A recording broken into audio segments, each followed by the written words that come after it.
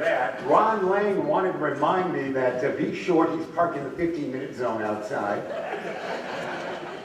I do a quick carry. All right, everybody. Let me hang you're a good-looking lady. Let me hear ya. Did Mrs. Brickhouse, as the reporters over here, the newspaper guys, Jack Brickhouse, was more like, hey, check it now, woo-wee! Something like that. It goes before your time, sorry. I have no material left. Thank you, Kyle Ball. Let me just say it's a tremendous honor, and I began broadcast. This is a good-looking crowd here. I don't think I've ever addressed this big a crowd, Kyle. Perhaps on high school cue we have occasionally. But it was, thank you.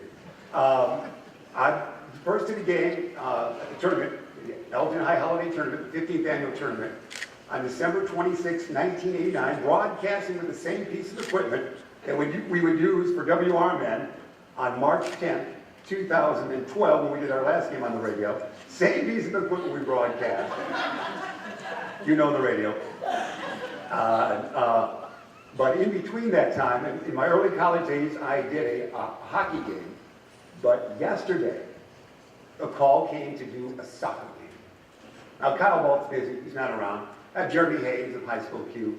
I have never gotten edgy since '89 until the present day, but suddenly, Larkin's in a sectional championship. The greatest soccer game they've ever played. They're playing yesterday. It was our assignment to do it. I was scared to death.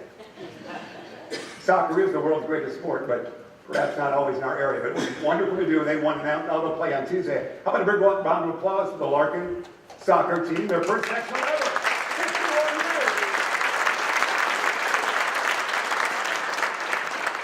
years. What the hall means to me is, you know, the great folks they have. Ben Erickson's been wonderful, and I did have wonderful color commentary with John Prigge. Tremendous talent. Kyle Wall is the best community set-up color man in the business. If you need to check in with him, he can deliver the goods. Currently with our high school Q Days, which is on the internet with Jeremy Hayes, the best cameraman around. We still do work with Mike DiVaselli, who's a tremendous cameraman the network loves. So all these wonderful folks.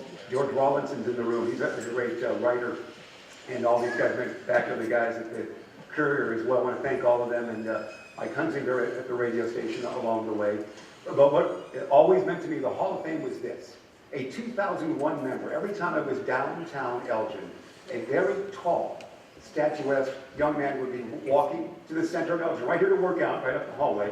A tall guy who happened to have played in the major leagues, the Oakland Athletics in '93 and '4, pitched 22 innings, got 66 outs.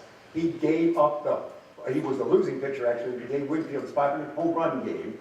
He is Roger Smithburg. Every time I saw Roger walk by, I said, hey, there goes class of '84, Larkin High. There goes an Elgin Sports Hall of Famer. He's walking the earth just like I do. So maybe there's hope for me. So he would stroll right down, hi Jeff, you know how Roger talks a bit like Gary Cooper. Hi Jeff, how you doing? Looking good? Something like that, you know. I was in the majors, 22 innings.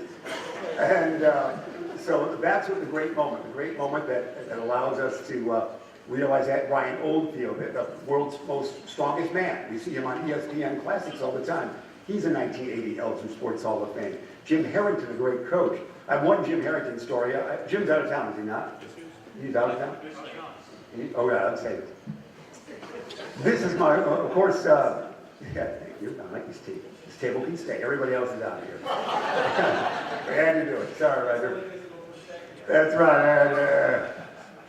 On the day man landed on the moon, I never tell Kyle Walt my age. It's not legal. But the day man landed on the moon, which as you know is July 20th, 1969, I'm playing in a summer league, a summer baseball league for St. Procopius College in Lisle, Illinois. That's where my home base is. I want to say my brother John's here, and like me, of course, Jennifer Almanza here, hearing these stories for the 50th time. But on that date, July 20, 1969, man lands on the moon. I'm thinking, I better remember where I'm at on this date. It's very historic. So I turned to we're playing a baseball game, probably against Lewis University, summer league. I'm still in high school playing in a college league. On my left, it's Marty Blaiora, who went on to Naperville. You don't remember the name, Marty Blaiora, played a lot in Naperville. Guy Murray's pitching. But on my right, there's this big, burly guy by the name of third baseman Jim Harrington. So Jim Harrington is playing third on the day we landed on the moon. So years later, I would say to myself, what odds are greater, that man will land on the moon or that two members on that field that day will end up in the Elgin Sports Hall of Fame?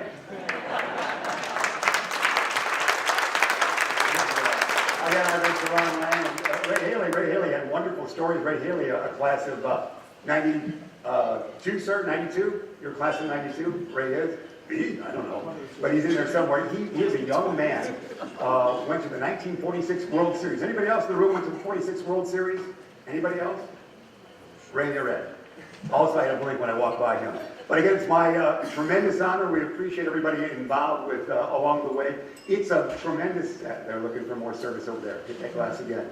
It's a tremendous honor to be involved with all the teams that we're approaching. Ironically enough, sometimes when you're in the hall, you're retiring or retired. I believe we're approaching one of the finest seasons of all time for Larkin High School, basketball-wise, that we will do for high school too. Yes, basketball we're moving into, guys. So we have that just around the corner, and my Steve Gumm's dad is here. Wallace Gumm, stand up. Are you here? Steve Gumm, they're one of my favorite Maroon teams. There's Steve. There you Wallace. Wallace Lynch, who I see from time to time, was my favorite Maroon of all time in those early 90s with Gumm, Sticks of Three, and the Lynch Launcher were some of the early radio stuff. The 97-8 team that we broadcast with John Priggy was tremendous, as you know. And then the 7-8 team that Kyle Walt was along for the Maroons was also great as well. I could ramble on for a long time with Ron Lang's lights are blinking at me. So, sorry, Ron. So it's a wonderful time. I appreciate this honor very much. It's a great moment, and I thank you very much.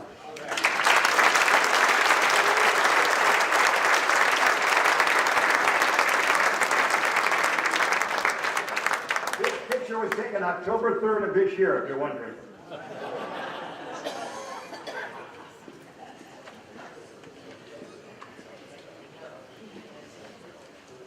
Hey, thanks. Thanks a lot. Thanks. Great.